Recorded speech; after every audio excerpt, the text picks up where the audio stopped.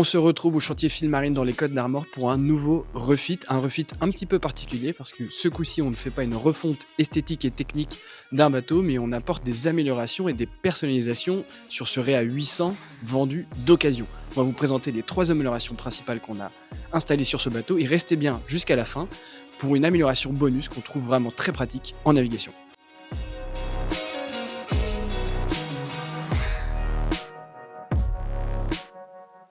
Vous savez ce qui est plus manœuvrant qu'un Réa 800 en bimotorisation équipé d'un propulseur d'étrave?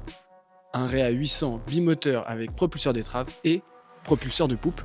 Un propulseur de poupe qu'on a donc installé juste ici et qui nous permet d'avoir une manœuvrabilité exceptionnelle. La particularité du propulseur arrière, c'est qu'il est déporté, il est ajouté sur le tableau arrière de ce Réa 800.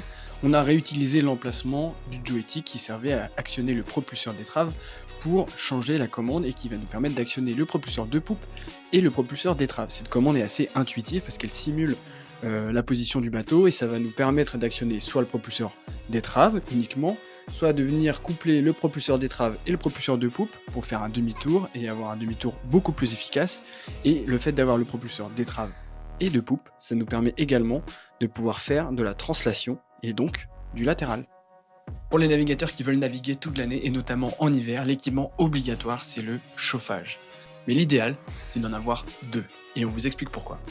On a 2 possibilités de chauffage, vous avez un chauffage qui est raccordé au moteur directement et qui va fonctionner quand le moteur tourne, et on a un deuxième type de chauffage qui va être un chauffage indépendant, qui lui est raccordé au gasoil et qui fonctionne indépendamment du moteur.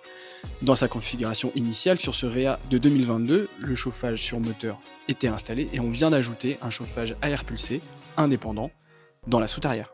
L'intérêt c'est de pouvoir utiliser votre chauffage sur moteur quand vous êtes en navigation avec le moteur tournant, et quand vous êtes au mouillage, d'utiliser le chauffage indépendant pour chauffer la timonerie et ne pas être obligé d'allumer les moteurs pour être confortablement installé dans votre timonerie. Le chauffage indépendant est installé donc dans la soute arrière, dans ce caisson qui est juste ici. Sur la timonerie de ce Réa 800, on a installé un panneau solaire fixe, donc avec ses fixations, c'est hyper efficace parce qu'on n'a aucune zone ombragée, c'est esthétique, c'est discret, c'est en hauteur, et ça permet d'avoir une excellente autonomie au mouillage et surtout de venir recharger la batterie moteur principale qui assure le démarrage des 2 moteurs. À l'intérieur, on retrouve le contrôleur qui nous permet de mesurer l'efficacité du panneau et de voir le pourcentage de recharge de sa batterie.